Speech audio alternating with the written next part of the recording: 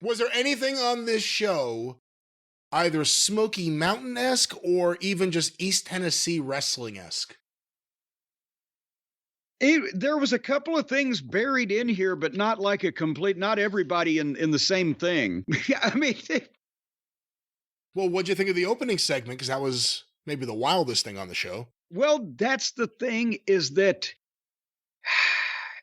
if, yes, Southern wrestling, Tennessee wrestling, or whatever used to be wild and crazy and multiple people involved, but the key was that when they did something like that, everybody that came into it, the fans knew what the was going on and why and who they were supposed to root for and who they were supposed to be against, and all those individuals were already over as individuals before they came together in that fashion. Do you understand what they hear me what I'm telling you? I do. And at the same time, occasionally in the old days when they made some kind of fucking point, they would stop. Instead of then here comes somebody else, and then here comes somebody else, and then there's two more people fighting, and the people that were just involved in a goddamn anger, they're where are they? Somebody, and then here we go with more fucking fighting, and we're at it. They did a 20-minute Tupelo concession stand brawl around a what was originally framed as a heartfelt talk face-to-face between two former enemies that might have been thrown together, Omega and Osprey. But from the top, here's my problem. Osprey came out. I think it might have been a new haircut. He didn't look as bouncy. Maybe he got a few locks trimmed off, but he's wearing tennis shoes and sweatpants and a puffy vest and a t-shirt. And he looked like some fucking nerd. Even when Steve Austin wore a t-shirt and fucking blue jeans, he still looked like somebody. All of these guys look alike because then here comes Kenny. And he gets the pyro and the lights and the grandiose music. And he's wearing tennis shoes and blue jeans and a long sleeve t-shirt, but at least it was his. An Omega shirt. But he looks like some fucking nerd. And then Tony Schiavone is supposed to be with these two to, facilitate this conversation because Osprey asked to talk to Kenny. And Osprey's first words are to this other big top babyface are, "Thank you for coming to join me today. I'm glad you're not dead." And that was a bigger pop that you just got or did than he got in the building. They just sat, there was no reactions. What the fuck? How are you supposed to react to that? I don't know. I don't know. And listen, Kenny, a lot's changed since you've been away. I've got nothing to do with the Callis family anymore. I was trying to stop them. But now John Moxley's got the belt. He's holding the company hostage. I can't do it on my own anymore. Yeah, this accent's kind of taking a little bit of a twist here. I don't know where it's going, but I don't know where this was going. He said, I can't do it on my own anymore. Like, what's he been doing? He hasn't fucking done anything to goddamn Moxley, has he? Sounds like it's going to the Emerald Isle, if I had to guess. Oh, but it's like he's single-handedly saved everybody from destruction when the heels are running rampant in this fucking company. And so he's starting to do the pitch to Kenny. You don't like me and I don't, but he gets interrupted because Kenny grabs the microphone. And just then I was thinking, that except for the preposterousness of I've been carrying this whole thing on my back, it wasn't a bad job from old Willie Boy. He sounded like he meant it. He got the words out in some reasonable facsimile of English. But then when Kenny gets started, stop. And he's just, again, this fucking guy's, he ought to be doing the phone sex line. You're fascinated with Peter North earlier. I wasn't. Well, let's not put that out there in the ether. I was not fascinated with Peter North. Well, earlier. you were making allusions You brought him to all up. kinds of. You named him. You were alluding to allusions I was not. that were lewd. I was. I was thinking of the opening of Misty Beethoven. So there. Well, boy, I've thought about several of them. And Kenny is saying, "At Forbidden Door, you almost broke my neck," and I can't do it. But with that fucking breathy voice, he actually said, "This is a quote." At Forbidden Door, you almost broke my neck and stabbed me in the head with a screwdriver. The same one that Don Callis had used months before. And so I'm thinking, now it's all bullshit from here. Anybody sitting back and thinking, okay, I'm not going to be too fucking critical of old Will's statement. He's trying to make amends here, these two top baby faces, and he sounded heartfelt. And then when this next moron speaks, I'm either forced to rethink that because, wait a minute, so this guy stabbed the other guy in the head with a fucking screwdriver? Or I'm just actually going to say, well, fucking horseshit, because none of these guys stabbed each other in the head with a fucking screwdriver. Now they've just lost me. You can't believe anything. But Kenny goes on. And why did you do it? All because you were trying to prove you were better than me.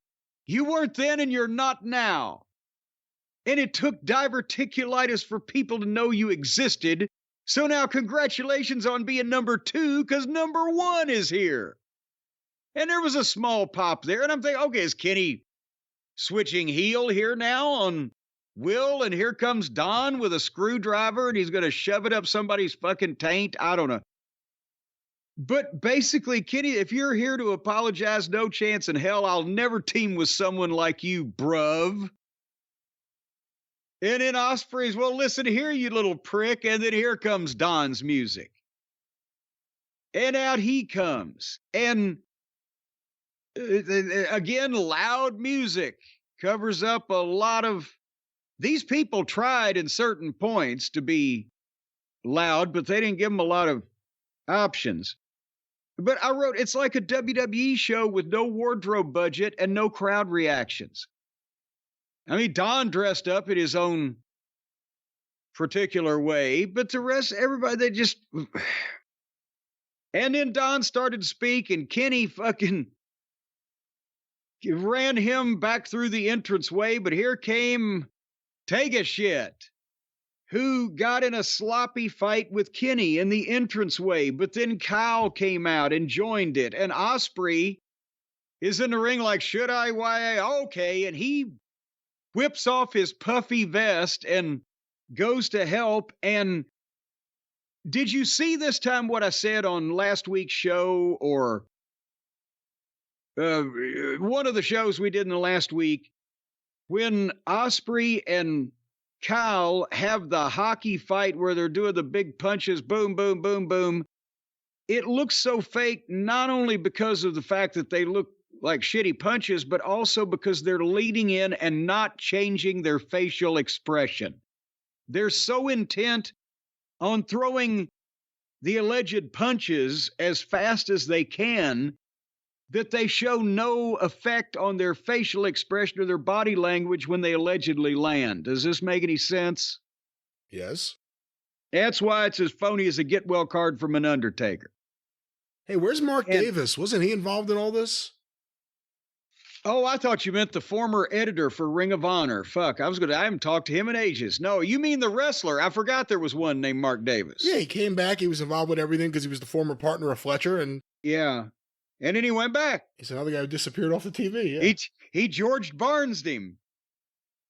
So anyway, Osprey and Felcher having the hockey fight with fake punches, and then they roll into the ring after they've had this big fucking fight on the floor and start doing running and ducking spots and handstands in the ring. And what the fuck?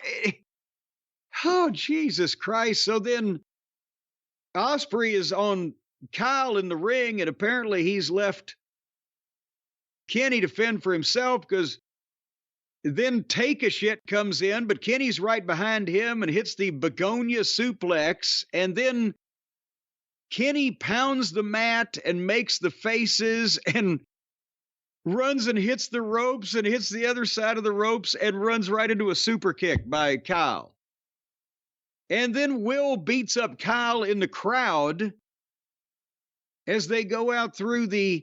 And folks, it actually wasn't as exciting as it's reading now, but it was as confusing.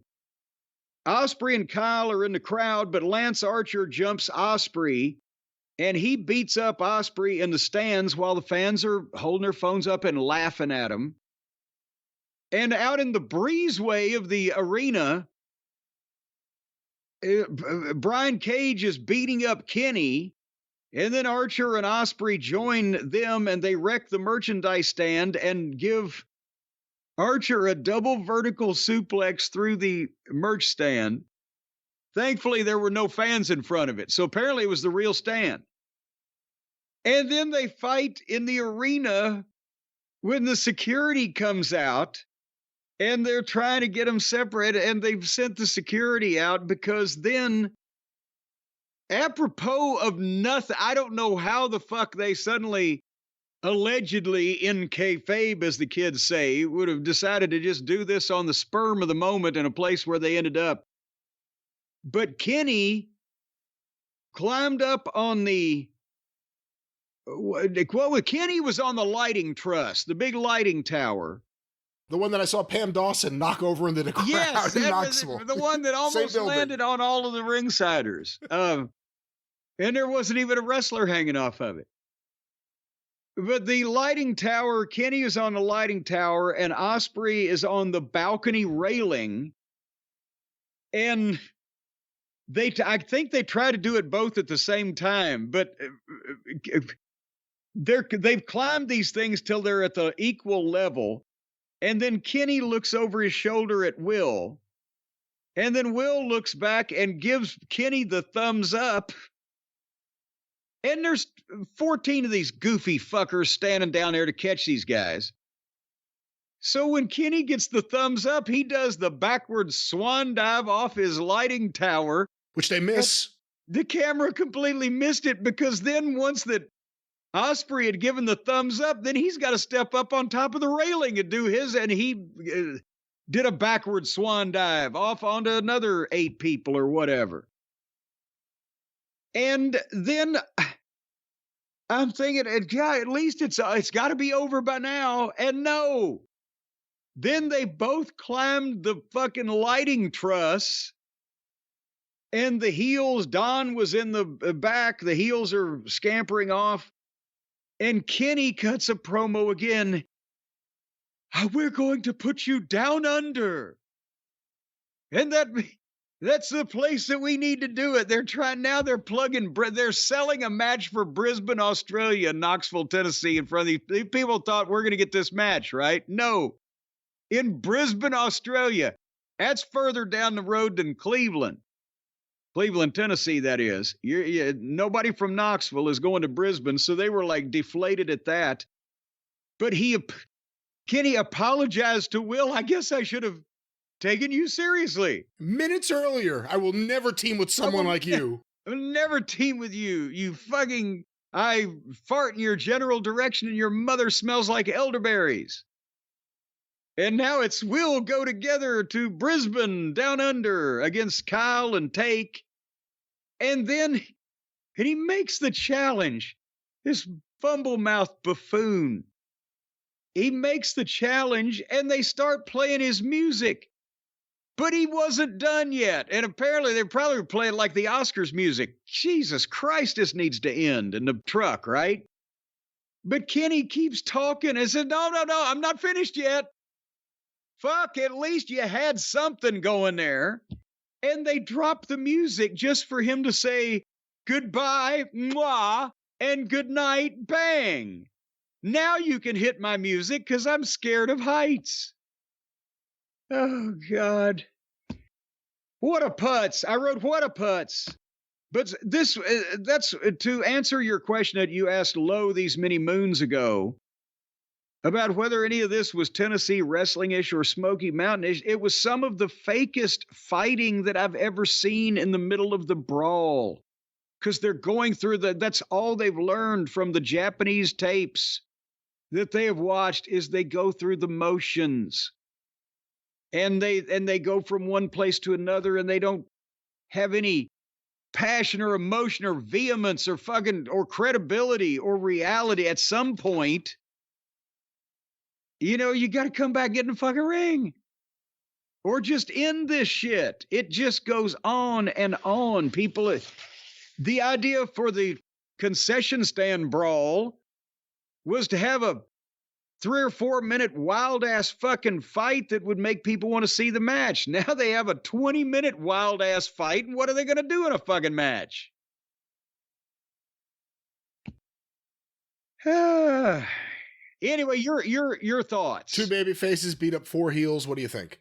Well, including a giant one and a big steroid one. I mean, but a couple of those heels don't really mean anything. So what?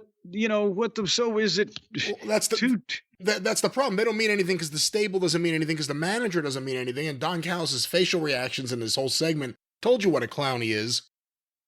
Omega and Osprey both have something with those fans. Do something better.